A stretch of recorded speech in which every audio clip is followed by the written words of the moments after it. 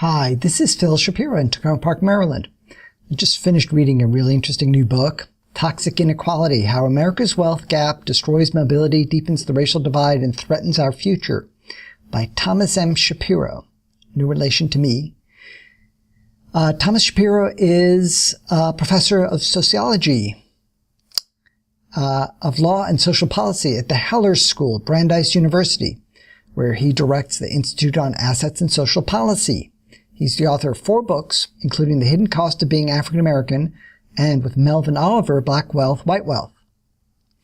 I was curious to find out a little bit more about Brandeis University and the Heller School for Social Policy and Management. This is the Institute on Assets and Social Policy, which, if you're curious, you should go to this website. It's iasp.brandeis, brandeis.edu.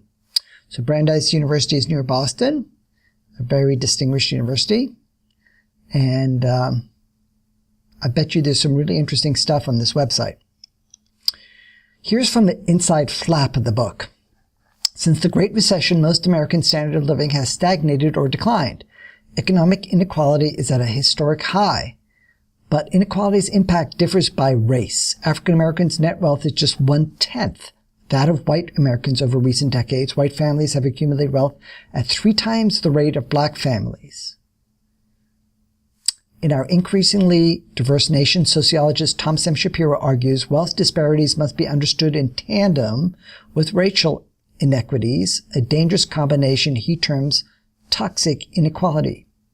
And the title of this book, it brings to mind the early book from Jonathan Kozol, Savage Inequalities, about disparities in schools. I remember that book helped me think a lot about a lot of stuff and caused a lot of conversations. I bet you this book is going to help people think about things, and I hope it starts a lot of conversations and explorations of this topic. In Toxic Inequality, Shapiro reveals how these forces combine to trap families in place. Following nearly 200 families of different races and income levels over a period of 12 years, Shapiro's research vividly documents the recession's toll on parents and children. Goes on and on. I think the Ford Foundation was behind the original study. So we have to give thanks to the Ford Foundation for being interested in this topic. Here's some praise from the book. In Toxic Inequality, Thomas M. Shapiro shows that inequality harms everyone, that it squanders talents, misallocates resources, and suppresses initiatives. Deftly blending facts and figures with moving personal stories, this book reveals how severe inequality is, why it matters, and what we can do about it. George Lipsitz, author of The Possessive Investment in Whiteness. And then from Angela Glover Blackwell, CEO of PolicyLink. I got curious about PolicyLink. Let's take a peek. This is PolicyLink website, policylink.org. Please go to that website if you're interested in this topic. Here's her quote. Toxic inequality calls it like it is. People of color and low-income communities are ensnarled in a web of poisonous economic disparities and structural racial inequities that prevent wealth building, erode home ownership, limit education and job possibilities, and stall mobility. Based on extensive interviews, Thomas M. Shapiro and his team portray those who, despite their struggle to succeed, continue to fall behind. There it is. So I was familiar with some of these stats, and as many people are, but it really hits you over the head the way it's presented in this book. Wealth inequality in the United States is uncommonly high. The wealthiest 1% owned 42% of all wealth in 2012 and took in 18% of all income. Each year, the Allianz Group, the world's largest financial services company, calculates each country's Gini coefficient, a measure of inequality in which 0 indicates perfect equality and 100 indicates perfect inequality. In 2015, the United States had the highest wealth inequality among industrial nations with a score of 80.56. Allianz dubbed the USA the unequal states of America. In short, the basic pillars of economic security, wealth, and income are today distributed vastly inequitably along racial and ethnic lines. African Americans' historical disadvantage has become baked into the American economy.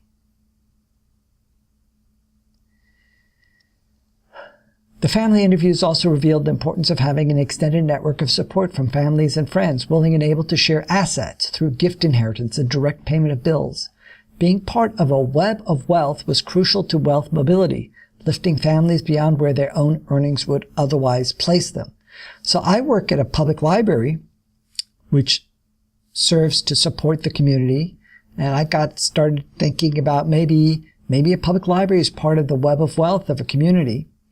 And maybe we need to rethink libraries so that they are more effective as being part of a web of wealth in a community.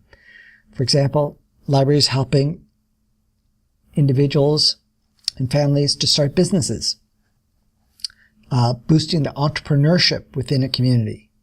That seems like it might be a sensible thing to do. And where there's a will, there's a way.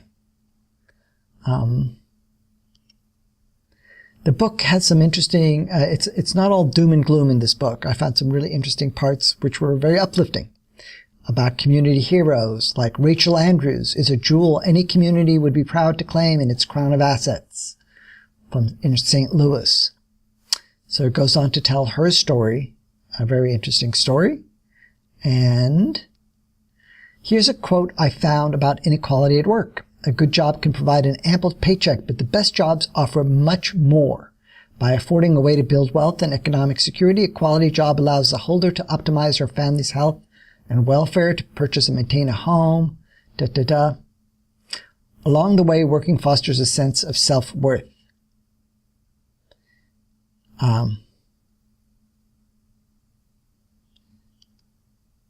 This quote hit close to home. Tax benefits to support home ownership, including deduction for mortgage interest and property tax, are the largest individual tax expenditures, but they primarily subsidize wealthier households. So this mortgage interest tax deduction is a perennial subject of discussion, and the author's suggestion is one reform is to cap the deduction, place a cap on it. It seems like it might be a good idea.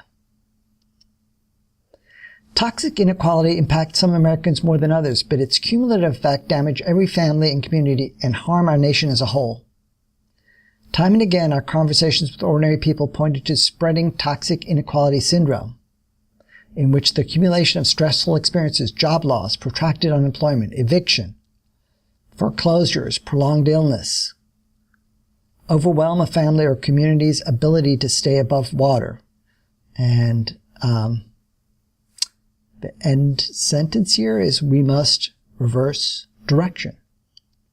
So for those who might be interested, this book review, I created it using a free program called Simple Screen Recorder on a Linux laptop. So Linux is also free. I have an old laptop. It's a ThinkPad T400, the kind of laptop that someone might give away for free. The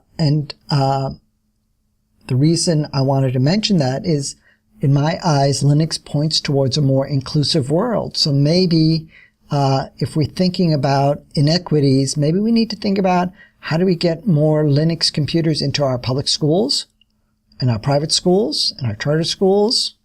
To me, it's towards a more inclusive world, and that is a worthy goal. If you're interested in that topic, please see my book review of The Open Schoolhouse by Charlie Reisinger, R-E-I-S-I-N-G-E-R, Charlie Reisinger. Also look up his TED Talk. He has a very interesting TED Talk on YouTube. If you're interested in contacting me, here's contact info. And if you'd like to read my other book reviews, I've done about 50 of them in video form. It's sites.google.com/site/Phil Shapiro book reviews. Hope you found something interesting or useful here, and see you next time.